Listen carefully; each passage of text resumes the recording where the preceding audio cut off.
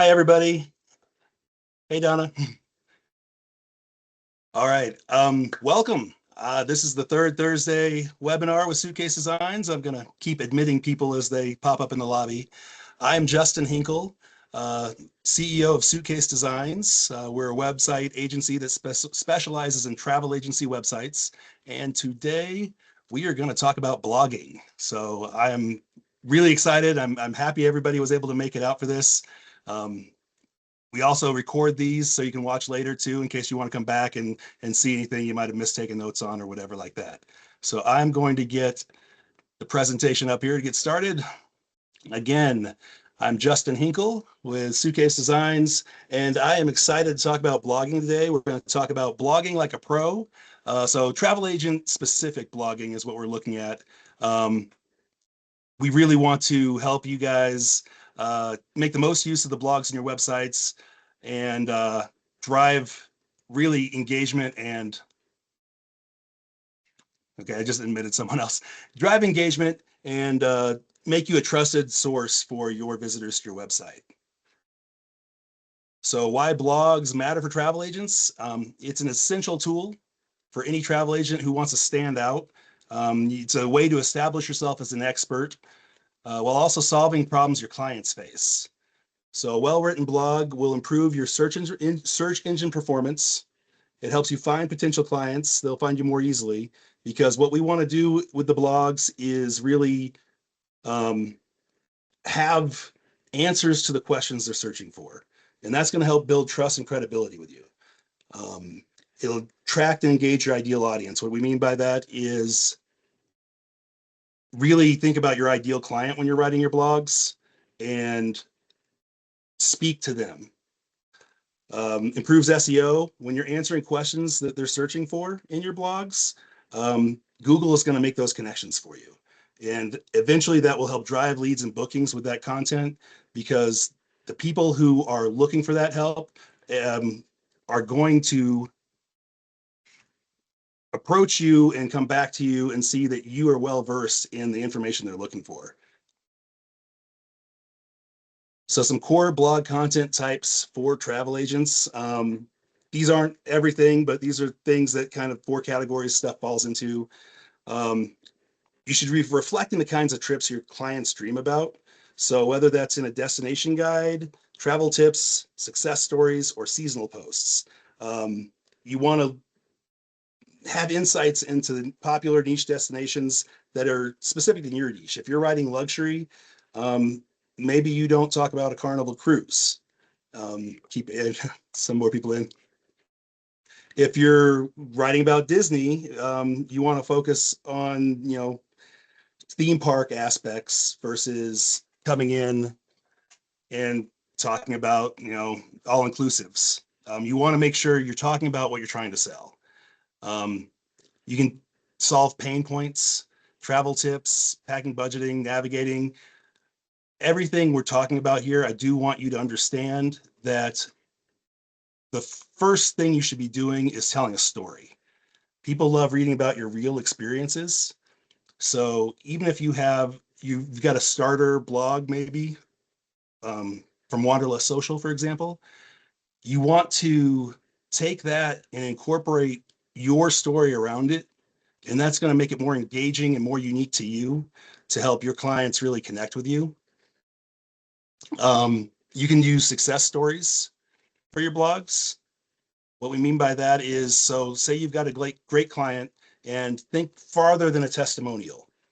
Think, a full interview with them. If you're not comfortable with getting on YouTube and doing like a video case study with them, have a conversation with them or an email with them and get a lot of, back and forth going and then write a success story about that. And that'll help build your social proof as well. Seasonal posts, obviously, the holidays, things like that. Um, travel deals.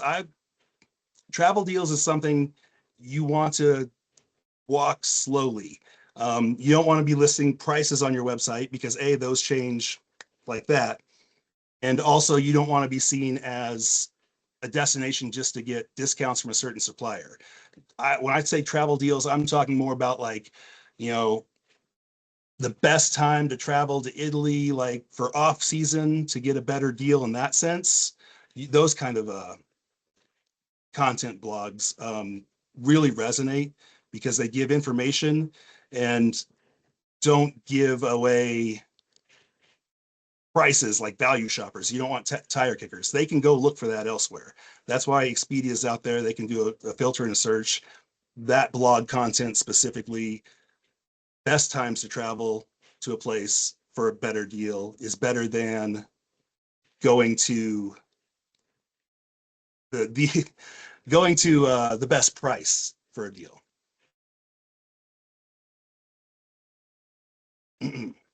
So there are two types of content: evergreen versus timely. So that evergreen is always relevant. You can talk about things like, it says how to pack for a trip, top travel apps, that thing, best times to travel off season, the best parts about Hawaii, the best things about Ireland in the fall. That's evergreen content. That's going to be content I'm searching for this year and someone else is searching for next year. And that's content that keeps on giving for you. Timely content, best winter getaways for 2024. You could promote, that have a call to action at the end that you're booking for winter 2024 in, maybe summer, into summer of 2024. You could have been promoting in your blog, hey, we're booking for now. That's timely content. That's not going to get you as much long-term SEO, but it might get you some short-term bookings. The goal is to create a library of content that serves readers no matter when they're visiting your blog, whether or not they are looking to book right now, or if they're just interested in travel. You want them to start engaging and following you. The evergreen posts bring long-term value. The timely, it grabs their immediate attention, but evergreen posts, they're the ones that are really going to solidify you over time, because once I land on your site and I see a lot of those, I'm going to be able to jump from one post to the next and they all be relevant to me. You don't want everything to be timely content, most recent deals, because it won't connect with me as a reader when I am visiting your site and looking for things to, basically, if I'm visiting your site, I'm interested in your niche. And if I'm always just looking at the best deals and the deals are out of date, um, those posts aren't going to resonate with me. So even with the timely content, you could be more seasonal and keep out the year to make it feel more evergreen. So best winter getaways. Be posting that though when you want to have a lead in to when you're booking. So you don't want to post best winter getaways necessarily right now. You would have posted it maybe a month or two ago, because that's going to get, when people start thinking about, I want to book a Christmas trip, they're not thinking about it December, 19th. They're thinking about it, letting someone else in. They're thinking about it, months in advance. I always like Christmas presents for your family, take them somewhere. You're thinking about that at the start of the school year. So people are starting to search for it then. And if you have something new and relevant up, they're going to find that and start thinking about you. And that's important. Building trust. So, and I feel like I'm running through this. So if anybody has lots of questions, I can come back. Writing blogs that build trust. And we're also going to have a demonstration at the end on one of these things. So we're going to look at ChatGPT and how to use that, incorporate it in your process. But to build trust, you want to understand your audience, your ideal client. Who are they? How old are they? What do they do for a living? How big is their family? What problems do they face? We talk about this when we're building the website all the time itself, like your homepage. What problem are you solving as a travel advisor? What problems do they face? Think about this very specifically when you're thinking about this. What problems do they face related to the subject you want to write about? And then how can your content solve that problem? Your blog posts are going to be a lot more impactful if they are solving a problem for the client, because they always want to know, you're always reading, what's in it for me? What can I take away from this? And they'll trust you more if you've solved some little problem for them. Even if they don't book with you then, you're building a long-term relationship, and maybe they say, hey, I know this great blog, and someone else books with you. This travel agent writes this great stuff, um, but you want to share personal stories in there. Whether or not you've been to a destination, you might have a story about packing for something and it was a whirlwind and traveling to the airport was crazy, and then have the rest of the blog about um, the holiday traveling. Your airport experience doesn't necessarily have to be the holidays. You can lead into it with your story and then say, and at the holidays that ramps up even worse, and then you talk about the holiday travel and here's how we solve the problem of holiday travel for you. Addressing frequently asked questions, what this does, this is great for SEO as well, because what's the best time to visit X destination? What's the best time to visit Bali? People search for that specifically. And if Google sees that people are coming to your page and staying on your page to read about that information, it's going to keep hooking you up with those search answers, because that's also what you want to have as your headline, by the way. You want to be answering, have your headline be the question you're answering, because Google is connecting to those H1 headlines. SEO tactics, so including keywords. You want to have words and phrases in there that people will search for. Short paragraphs, because the longer paragraphs, wall of words, people are going to turn away from quick because it just overwhelms them. So if you do have a longer blog, which I recommend, use subheadings. Break up your text, have subheadings for each section. Your introduction, the three main points, and then a closing, have a subheading for each. And then internal links, link from there to other parts of your website, link from there to other blogs that are relevant, that you've written. And as you build up a content library, this becomes more and more easy for you to do. But you want to really bring it all together. If a client asks, they'll ask like, what's the best time to visit Italy? So you've got that in the H1. Your subheadings can also have questions and answers like that as keywords and key phrases. So say, what's the best time to visit Italy? And then the subheading could be Italy in the spring. And I don't know why I'm hooked on Italy right now, but I love Italy. And then, weather in Italy, could be another subheading, things like that. And those are other things people search for, and that'll help Google also bring them back to your blog. When I say short paragraphs, keep things concise, but don't be afraid to have a longer blog, because Google does rank you higher for the longer people spend on your site. If you want it to be engaging, you want it to have definitely relevant content. Don't just fill it with filler, but a longer blog post to be more of the end all be all of the best time to visit Italy, versus a short, quick guide, would serve you better, because if it becomes more of an authority on the subject, both your clients are going to like it and they're going to refer to it often or share it with other people who want to learn about that destination. Um, and Google is going to like it. And that's a big deal there, to have the people be engaged long term, not just with that one post will keep coming up as a relevant a gateway into the rest of your blog posts. So first, and I see a lot of people write short blog posts. You want to structure it in such a way that it's easily scannable. A lot of people come to the internet and they scan everything. They scan your website, they scan your blog posts. If they catch something that engages them, that's when they get pulled in.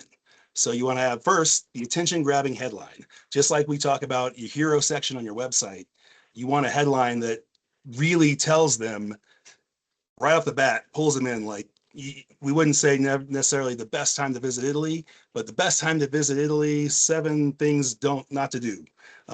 Something, I want to say clickbait. What not to do while you're in Disney. You really want to have them be like, what do you mean, what not to do? Or negative posts, unfortunately, those headlines grab even better. But posts that start with a number like 7 or 5, like 5 best ways to navigate Europe in the fall, in the spring, um, 5 best ocean cruises to Alaska. Those numbers, those kind of bite-sized things get people lists. They get people like engaged enough to say, I'll check it out because I don't have to commit forever and I'm not going to get lost in it or overwhelmed. They can scan those headlines, the subheadlines, each number, and then bring it back and maybe read the whole post if they say, okay, I found something I like. So first off, the attention grabbing headline, and then a really strong opening paragraph. You want to pull them in. Um, you want them to be engaged from the get-go. You don't want to meander. Um, you don't have to say your travel agency name or anything like that, but you want to jump right into the action is what I'm trying to say. Um, bring them in and engage them with a personal story is the best, right off the bat. Logical flow with subheadings. So obviously a numbered list is 1, 2, 3, 4, 5. If you're going through a different kind of post, you want the post to flow in such a manner that if they were just reading the subheadings, they get the gist of your article and it makes sense to them. Including visual elements, so images, videos, and infographics. That helps break up the text, which is important. A wall of text by itself, like I said, is overwhelming, but images give your eye time to play. It gives the eye time to rest from reading words, and also brings the text to life. Infographics are fun. So you use Canva, you can make infographics, um, just about stats of, if you're talking about cruising in general, like, cruising to Bermuda or the Bahamas is most popular in the fall. And you can have like graphs of like the certain ages that travel in the fall, or summertime is more young focused ages because they're all out of school, and that can go in an infographic. Those are fun to read. Those are easy to share. You can share those outside of your blog and bring them back to your blog. Videos. So if you are repurposing this content in any way, which you should be, use videos to maybe speak more in depth on a certain section of your blog or in a relation to the blog, like as a companion piece. You can shoot a short 3-minute video of yourself that talks about your favorite tips for national parks in the Western US, and that incorporates itself into the blog about national parks that you've just written. And what you're doing there is more engagement. They watch the video more likely than they'll read your blog when they see a video, and then they'll get more engaged with the blog. The video is just that easily consumable graphic content, but that also lets Google, they like that. They like that connection to video. So if you can embed a YouTube video, you can embed a video on your website, but it keeps people on your blog. It makes it more interesting, which Google will realize and send more people to your blog. Some people do just video blogs. So writing is great. There are people who just do video blogs, but I would post those on your website as well. So you're just posting them on YouTube, bring them to your website, because if Google finds them on your website and pushes people there, you're going to get more traffic. And that's what this all comes down to, is traffic. At the end of your post, you should have clear and actionable conclusion. What that means, like a call to action. So you want to tell them, call me today, let's start planning now. Or maybe those are hard call to actions. It can be a soft call to action. That can be where you have a link to another blog post. Find out more about this subject in my post over here, and link it. And those internal links will help Google really see that you're trying, and they're going to pull you back for pull you up in the search results. A lot of people are using AI, and what that does, if they just rely on AI by itself, It's a great tool, but what that does is it makes your content more generic, and not having a clear and actionable conclusion isn't going to be in there. It's not going to put links into your website. It's not going to tell you where to insert images. Um, it can give you a strong outline. It can help incorporate your story if you're not a seasoned writer. It'll definitely improve those things, but you've got to put yourself into it. Um, in that clear and actionable conclusion, being able, the interlinking in your website, the internal links, those are things that you're not going to get from ChatGPT. Those are things that you're going to have to do on your own or with your web designer, webmaster. But you'll have to work that out and make sure that those things are occurring, because that will improve your SEO. Some pitfalls to avoid: writing for everyone rather than a specific audience. Like, our niche is working for travel agents. Um, I have a small travel agency that is focused on really high-end Disney. I talk to a specific Disney audience in my blog. Inconsistency in publishing schedule. So you want to have a consistency, whether it's once a month, once a week. I would not go lower than once a month. Once a month, once a week, twice a week or twice a month. You want it to be the same. So you have to decide, what can you commit to? You don't have to write these all at once. You can write them over time, but sometimes it's easier to sit down one day and knock out 5 posts and then schedule them to post. But without a publishing schedule of any kind, your readers are going to be confused. They're not going to know when the next post comes. They're not going to understand, like, if your blog isn't active, or if it looks like it died off, they might wonder if your business died off and you're not doing anything. You want to focus not only on text, but you want to include visuals. So visuals of your destination, visuals of you and your destination. If you've been there, definitely include those, to really bring the authority back. And also, like I said, infographics and video, to incorporate those as well, is an excellent choice to make. Ignoring feedback or comments from readers.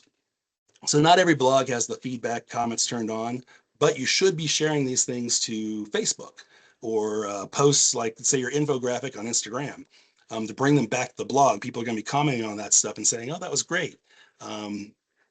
You want to know what they're commenting on and what they're reading, because you want to do more of that content. Those are the things that people are coming for. Or if they hopefully don't make any negative comments, but there's always you take that feedback with a grain of salt and see if there's any truth to it that you can make your blog better or improved. So tools and consistency. A lot of people hear from COV and use Wanderlust Social. They have ready-made blogs that are easily customizable, and the big thing there is customizable. You want to put it in your brand voice, your own voice. You want to include some personal stories if you can around it. You don't want to just take it and post it. You want to try and make it your own. ChatGPT I recommend, because if you're not using AI, you're going to lose business to the person that is using AI. It is a great tool. It will not replace you. It will not replace a seasoned writer, but it is going to help you, because a lot of us are focused on different things in our career, like being a travel agent and planning these trips, and having that organizational skills and knowing all the different ins and outs of that. You might not be afraid of writing. It might be overwhelming, but ChatGPT is a tool, can help you with that. Sometimes I've just put in a lot of information. I said, here's everything I know about this. Here's this whole story as I've got it. Please arrange it in a way that speaks, to this certain person, like whoever my ideal client is at that point. And independent analytics, that's a tool we use on our websites, but Google Analytics should do this as well.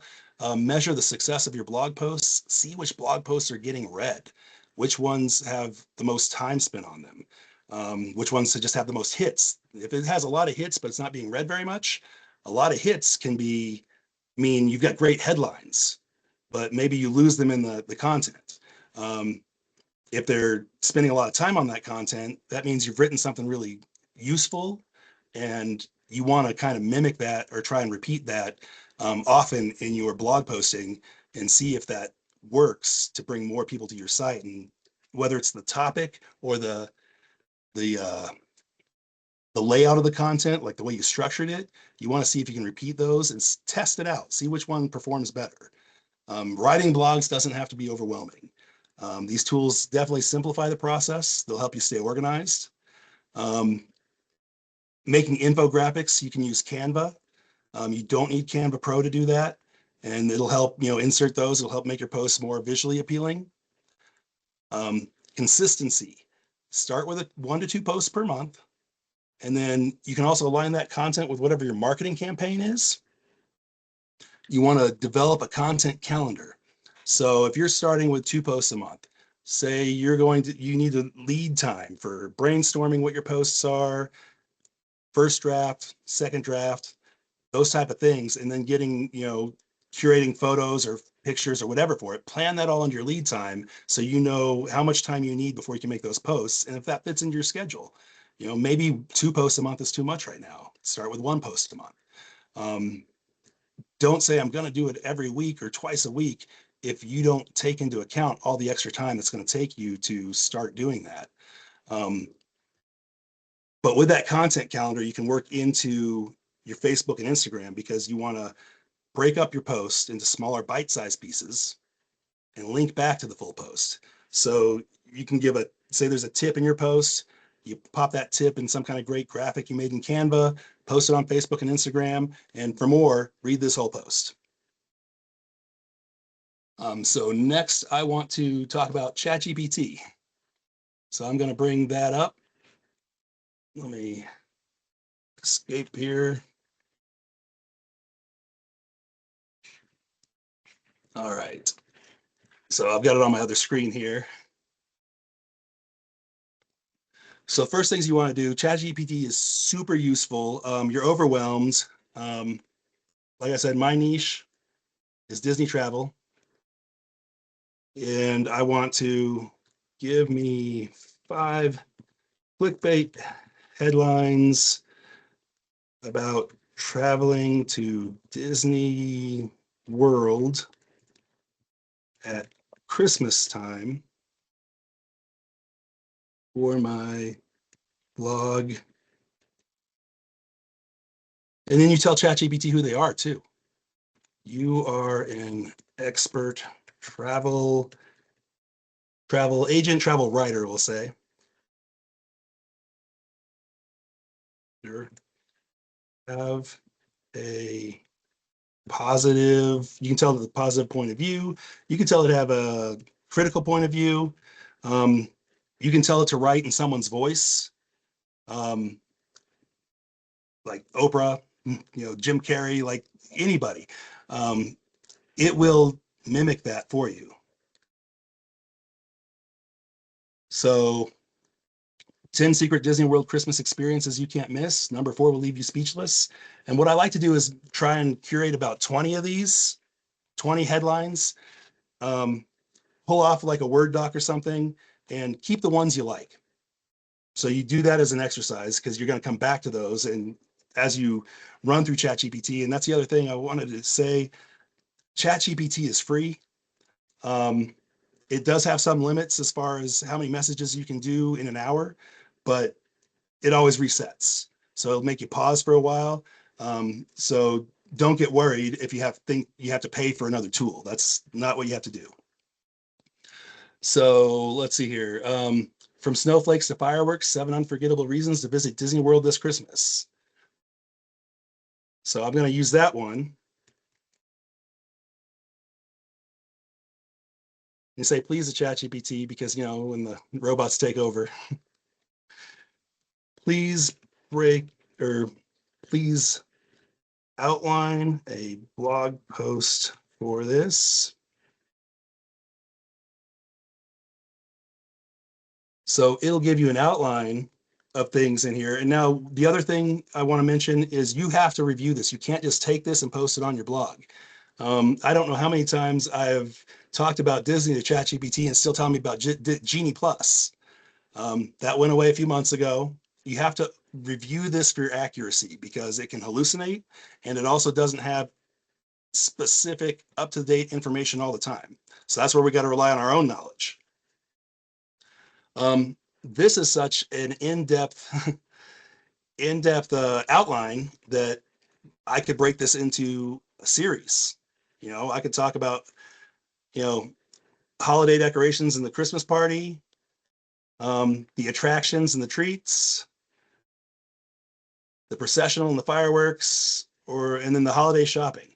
When I say break into the series, I did that for my dad's guide to Disney World. So we broke it down because I had so much information I wanted to put into this. We broke it up, and I've got to update this because I've got Genie Plus in here still. But this was written last year, and you break it up into these bite-sized chunks when you have that much information, and you can make each one a small blog post. So take 1 and 2 and write a 6-paragraph, or actually forget 6-paragraph, write 1,000-word blog post on them. And so it's going to help fill out that outline. Now, if you want to incorporate your personal story, I have been to Disney World with my family multiple times. Our favorite rides are Tower of Terror and Peter Pan. We love eating at Epcot. Please help me work in my personal story and then have it ask you questions. Ask me questions to fill it out. Because what's going to do, it's going to ask you questions to get to know you better. And you want to answer those questions. And that's going to help bring a personal touch to your blog posts that you're helping write with ChatGPT. Remember, it's called ChatGPT. You talk back and forth with it. You chat with it, and that is really what you want to do here. And I know I'm running long, but I really wanted to show you guys this. So I'd go through here and answer these questions. It might help to copy this out, put it on a Word doc, type in your answers, and then paste that back in here. And you can type in, you can paste in a very large document and it can parse it and read it all. So it'll take your answers, is there something specific about the thrill or story of these rides that draws you in? I'll answer that, and it'll help pepper my personal story throughout the blog post. What that's going to do is it's going to set you apart from everybody else who's using this and posting the first thing they get. You don't want to do that. You want to use this as a tool to work in your experience and your knowledge and your know-how, to have an engaging, unique experience for your client on your website. And if they see that, they're going to keep coming back. You want to establish yourself as knowledgeable, trustworthy, and as an expert, and you want them to try and get to know you. Because getting to know you personally on whatever level you're comfortable with, they're going to feel closer to you and like they've got a friend in the travel business. Kind of look at the Q&A real quickly, if I can open it up. What do I mean by internal links? Takia, I mean, so one blog links to another blog on your website. An internal link on your website would be, I think I might have it in here. That's part 1. Let me go to part 6.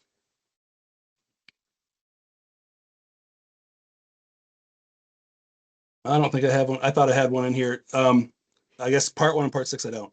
But I'd say in here, all right, Dad's grand finale, part 6 of our series. Talk more about okay, in part 5 we talked about this, and then link to part 5. Now we're into this part of the subject. So an internal link brings things into your website. These are internal links about FAQ blog because they're links from your website to your website. These are internal links, going to other posts on your website. But if you can incorporate that in the text as well, that really helps. Helps your SEO, and it helps people to stay on your website. It's sticky. Let's see here. And what links should you use? So I would link to other blog posts. Sometimes you could link to a call to action, like if you want to learn more about me, link to your about page. But I would link to other blog posts primarily to get them in kind of the ecosystem of going around your blog posts. You want to make sure your menu is still at the top, since we're travel agents, and this is the number one thing we want to do. Request your consultation, check out your frequently asked questions, things like that. You want them to be able to easily get to the rest of your website from your blog, but you don't want them to easily leave your website. You want them to be engaged. You want them to follow links. You want them to be really stuck, if you will. But stuck is a good thing. They're going to be entertained. They're going to be getting to know you and your content. You're welcome, Tankia. So we're a little over time. Does anybody else have any questions? And you can also email me questions. Johanna, do you have a question? Oh, there it is. How easy is it to add our blog posts to our websites with suitcase designs? Extremely easy. If you're on the premium maintenance plan, which most people through Wanderlust Campus are, we will either teach you how to add them or we will add them ourselves. I'm gonna show Tankia's back door of the website.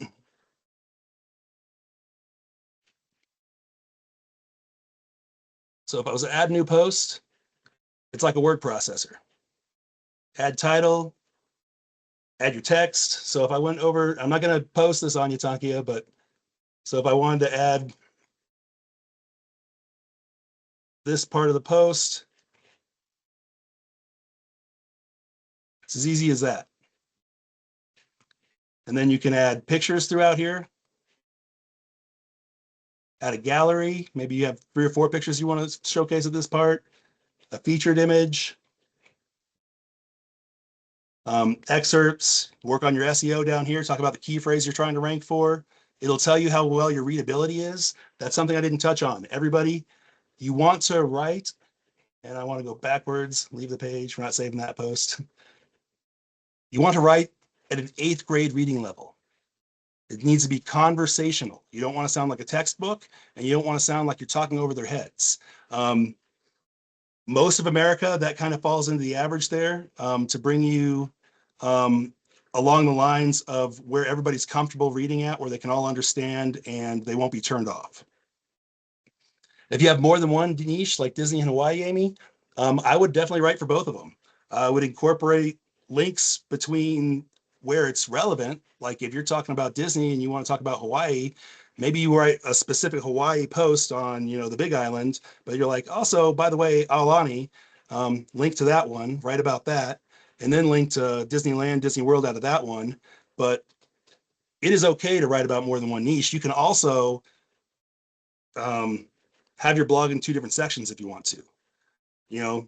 Disney this and Hawaii that, but it's okay to have more than one niche. I'm just obsessed with Disney, so that's why I talk about it all the time. But making sure that the reason they land on your page is Hawaii, then you want to have that engaging Hawaii headline. You wouldn't make the headline your blog Hawaii or Disney, but you would make sure when you're writing your Hawaii blog posts, you link them to each other, make a web of posts, basically. And does that make sense, Amy? Okay. Anybody else have any questions?